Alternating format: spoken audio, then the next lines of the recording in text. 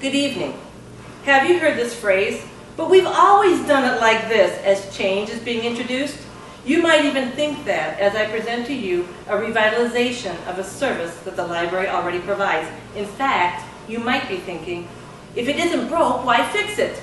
Well, it isn't broke, but it can be improved. The service I am speaking of is the reference librarian and the reference desk. Studies have shown that there are 3 reasons why people who had a question would not ask a librarian. They might have had dissatisfaction with past service, or they might feel that their question was too simple, or that they didn't want to bother the librarian. In fact, there have been times that I haven't asked the librarian a question because I thought I would bother them and I didn't want to interrupt them. So how do we make the librarian more approachable? Enter the Roving Reference Librarian and the iPad.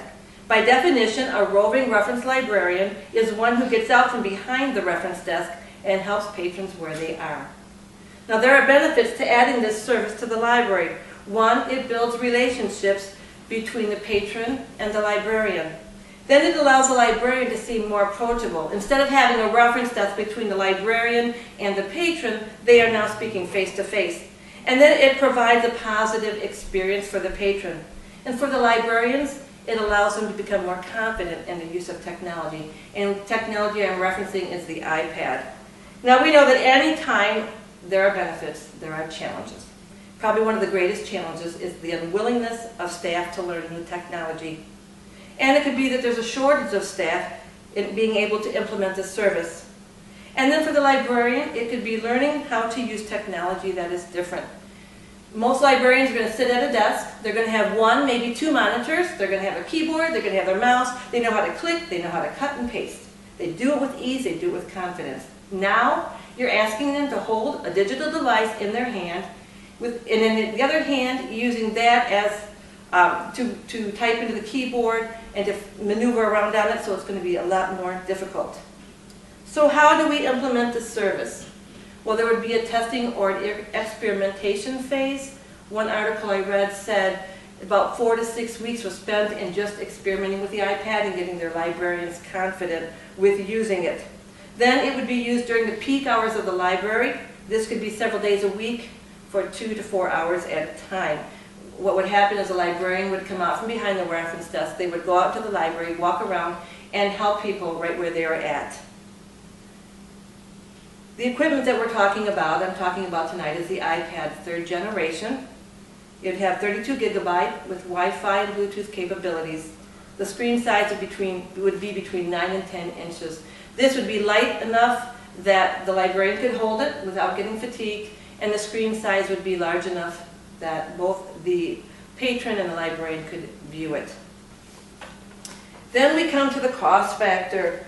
I went on Amazon just to get an idea of what the iPads would cost, and the prices ranged anywhere from $230 to $800. The average cost was about $520. And I was in a local store this week, and I actually saw iPads on sale for between $400 and $450. Now, there are many accessories that we could provide for the iPad. 2 that would be the most important would be the hand grip, which you can see there on the slide. The hand grip would allow the librarian to be able to hold onto the iPad without the fear of them dropping it. And it would also make it stable so that as they're working on it, they wouldn't worry about it moving around. And then the keyboard docking station would be important. This is where the iPad could be kept and be charged while they're not using it, and then they could use the iPad there at that docking station. And finally, we come to the bottom line. Where will the money come from? It could be that monies are allocated in the budget to provide for the purchase of an iPad. Friends of the library could be approached to see if they would be willing to undertake this purchase, or there are grants that are available that the library could apply for those grants to see if they could obtain money. There are also grants that are available for technology. On the screen, you can see 2 of those websites and those places that are available for grants.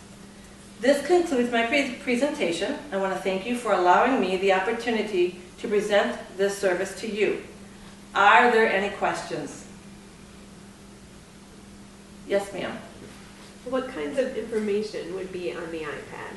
Information on the iPad would be the same as a reference librarian would have at their desk. For example, the library catalog would be on there, so if they were talking to a patron and the patron wanted to know if a certain book was on the shelf or available, they could at that point and find out if it's available. Also, the databases that the library has would be on it, and access to the internet.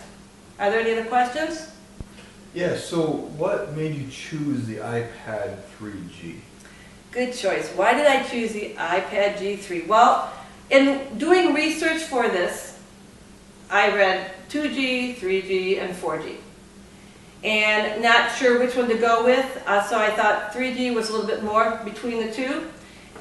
In reality, the library will want to do research to figure out which would be the best choice when it comes down to it, to see which will be the best choice to provide the best service for them at this time.